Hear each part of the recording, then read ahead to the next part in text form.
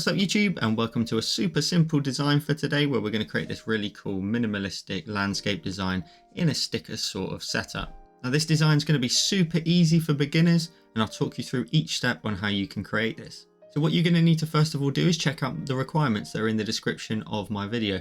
So it will show you the canvas size, it will give you a link to the palette that you can download to follow along with the exact same colours, and then you'll have everything you need in order to crack on with today's design. So once you've grabbed all of that, come back to the video, and with all that said, let's get started.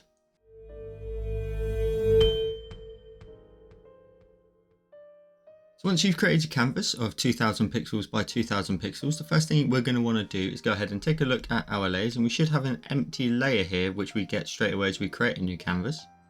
We're then going to go up to our colours, and we're going to check out the palette for today's design. Now these two colours on the far right, these are our background colours, and then each row here is a different colour scheme that you can use for today's design, so you can pick which one you prefer. I'm going to use the bottom one for today's design. But before we do that, we need to set our background in place. So as I mentioned, we're going to go ahead and grab one of these background colours. We can grab the top one to start with, drag and drop it onto that empty layer. So you drag from the colour onto the screen there. We're then going to go ahead and tap on our colours again, and we're going to switch it to this blue colour now.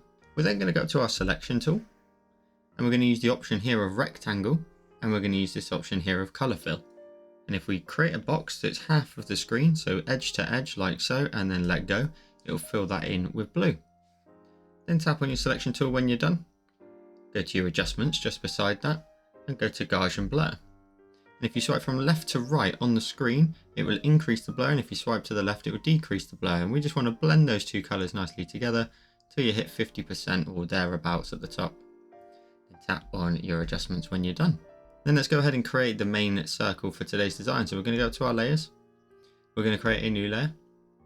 We're going to go up to our colors and double tap in the far top left hand corner to select white.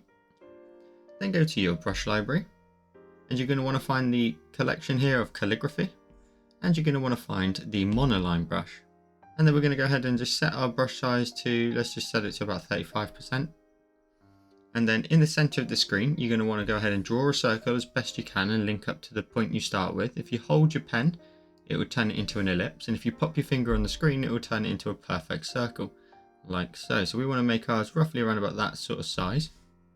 And then drag and drop white into that space. Then you can go ahead and grab your cursor.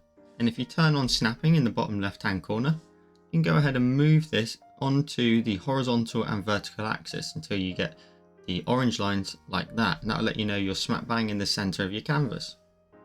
Tap on your cursor when you're done. Then we're going to go ahead and go to our layers. And if we swipe the layer from right to left, we'll get this extra little option here, and we can duplicate the layer. The top one out of the two, if you tap on that, we're then going to go ahead and go to our colors. And then you're going to want to pick the background color for your particular palette out of these three rows. Now the background color is actually this column here. So the fifth column is the background color. So depending on which palette you want to use, you're going to need to pick the correct color. So I'm going to grab the bottom color here in the fifth column. And then I'm going to drag that color from the top right into the circle. Then go ahead and grab your cursor. And using the uniform option, which keeps the circle exactly as a circle, go to the top right node, like so, scale that in a little bit, and then put it back on that center axis as well, until you leave a nice white border around the outside. So then tap on your cursor when you're done. Now we're going to go ahead and clip all of our design to this particular circle. So we're going to go up to our layers, we're going to go ahead and create a new layer, and we're going to tap on that layer and clipping mask it. This now means anything that we draw can only show within the boundaries of the layer you're clipped to. So if I go to my colors now, and I grab the first color in the first column. So again, depending on which palette you choose, you're going to want to grab the color that's in the first column. So for me, it's the bottom of these three palettes. So this one here. And continuing with the monoline brush. And then roughly here, we're just going to create some nice wavy running hills. So something a little bit like this. And then from your end point, you're going to want to go all the way around, to your start point. So that now you've created a big loop, you can go ahead and drag and drop the color into that space. Then what we're going to go ahead and do is go up to our layers. We're going to swipe this layer from right to left, so we get the option of duplicate. Then the bottom one out of the two, tap on it and go to your colors and double tap in the top left hand corner to select white. Then drag and drop white into the shape that you just created. Now you won't see any visual change, but if we go up to our layers, you can see that the thumbnail is now changed and it's now white and you've got the colored version above. And then with the white one, we just want to go up to our cursor. We're going to want to move this layer up until we create a nice thick white border that runs across the top of the hills like so. Then tap on your cursor when you're done, and that's the first step, and we repeat that now all the way up. So now let's go to our layers. To save on our layers, we're going to go ahead and pinch these two layers together, and if you pinch two layers together like this, they end up on one layer, and that way you can save some layers if you have an iPad that only has a certain amount. Then what we're going to do is tap back on our base layer, so this orange circle here, create a new layer, go up to your colors and grab the second color in the palette of your choice. So for me, it's of course in the second column, the bottom color for me. And then we're going to create our next set of hills. Then I'm going to create some nice swooping lines for our next set of hills and go all the way around in one motion back to your start point. So you create that big loop so that you can drag and drop your color into that space. Then go to your layers, swipe the layer from right to left to duplicate it. The bottom one out of the two, tap on it, go to your colors and double tap in the top left hand corner to select white. Then drag and drop that into the shape again. Go up to your layers and you'll see that there's a white version now that you can go ahead and tap on your cursor, and then you're going to want to go ahead and just move that up like so until you mimic the gap that you added below. Then tap on your cursor when you're done.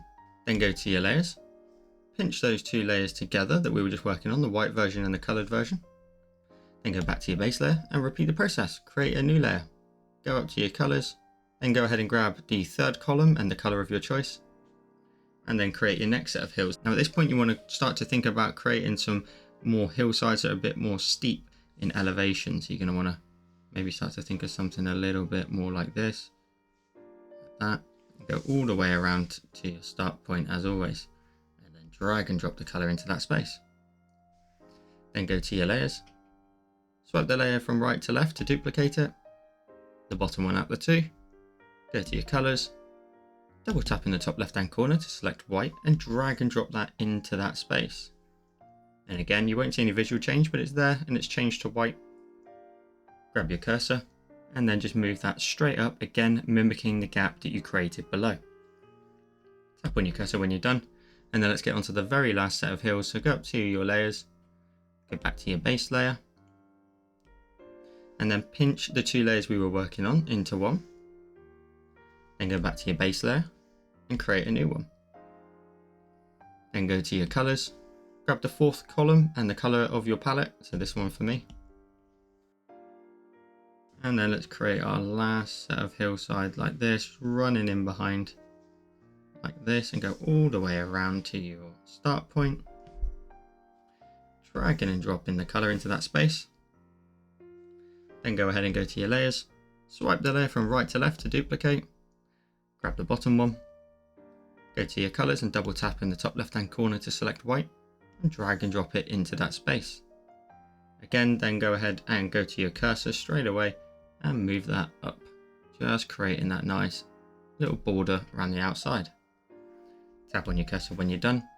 And now let's add in a nice focal point. So let's go to our layers. We'll pinch the two layers we were working on into one, and then go to your base layer, create another new layer, and then go ahead and draw a circle in the middle of the screen. Hold your pen down and of course pop your finger on the screen as well to get a nice perfect circle. Something around about this sort of size will do it. Drag and drop your color in, and then grab your cursor. Make sure we hit that orange line to make sure all of our design's nice and centered, and we can just hide that in behind here like so. And tap on your cursor when you're done. Let's just add a nice little glow in the background. So go to your layers, go down to your base layer again and create one more layer. Go to your colors, and then in your palette you're going to want to go ahead and this was your background color, the fifth column.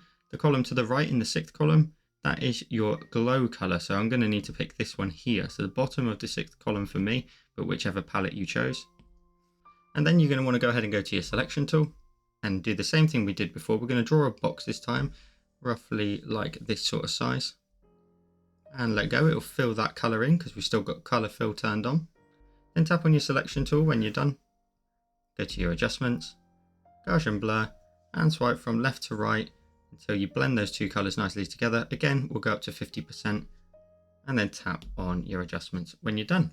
And that's it for today's design. But there is a couple of things you can do to take this to the next level, which would include using my sticker brush set, where you can turn any flat design into a 3D looking sticker, just like this, or even like this, or even like this. So there's a link in the description down below if you want to check out my sticker brush set. There's actually 4 brushes in this set. But as always, be sure to share your designs with me over on Instagram. There's a link to all my socials in the description down below. And be sure to like the video as well.